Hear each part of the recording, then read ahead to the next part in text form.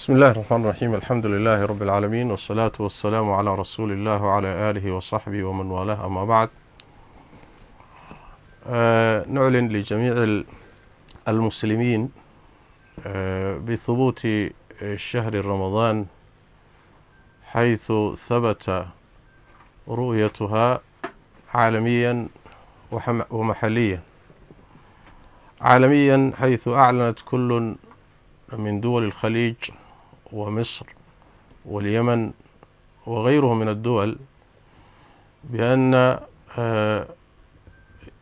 بكرة الجمعة بداية شهر رمضان، ومحليا كذلك حيث ثبتت رؤية شهر رمضان في كل من قرى وجير، وكذلك قرى تابعة لمدينة غاريزا.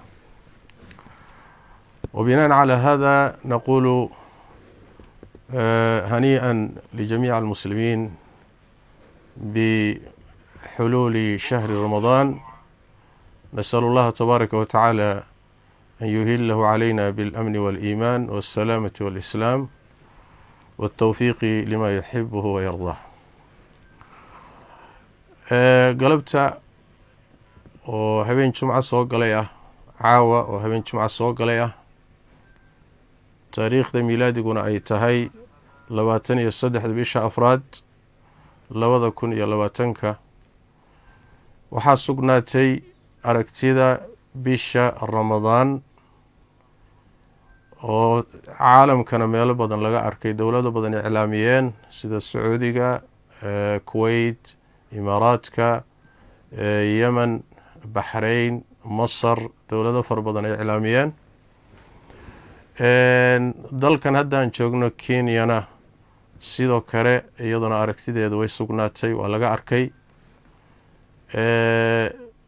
waa midda koobaad ee horta maanta waxaan helnay macluumo saxsan oo sheegaysa bishii Shacbaan dhalashadeedii in magaalada Liboyo Kenya in laga arkay habeenkii Arbacadu soo galaysay. macluumadaasi maanta ina soo gaadhay, waxaana xaqiijiyey sheekha imaamka ah ee magaalada, Sheekh Cusmaan Xade, oo 2 ruux oo dadka masaajid ku tukado jamaacada ka mid ah oo dad uu ku kalsoon yahay ka xaqiijiyey inay habeenkii Arbacadu soo galaysay ay bishii Shacbaan ku arkeen ama ka arkeen magaalada Liboyo.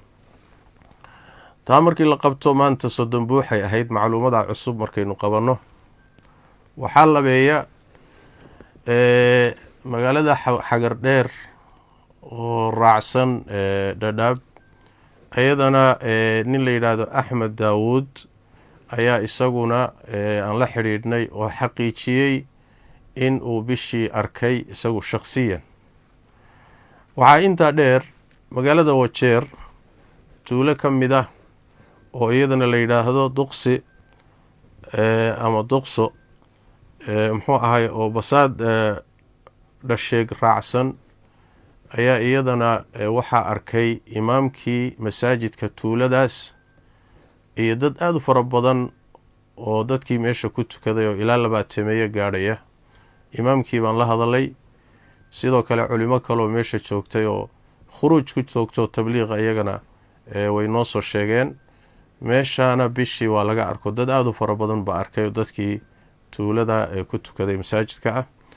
marka sidaas ama 30 buuxa ha noqoto maanta ama aragti toosaba ha la arko galabta, sidaasay bishii uga sugan tahay aragtideedu dalka Kenya gudihiisa.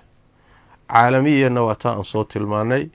sidaas daraaddeed inagoo arrimaha wax ku dhisayna, berri insha allahu tacaala oo jumco ah waa maalintii ugu horeysay bisha Ramadaan. waana soomaynaa insha allahu tacaala. caawa jumca bay inoo bilaabatay, berri oo jumcana insha allahu tacaala soonka inooga bilaaban doona. waxaan leeyahay, waxaan u tahniyadeynayaa dhammaan muslimiinta meel walbay joogaan.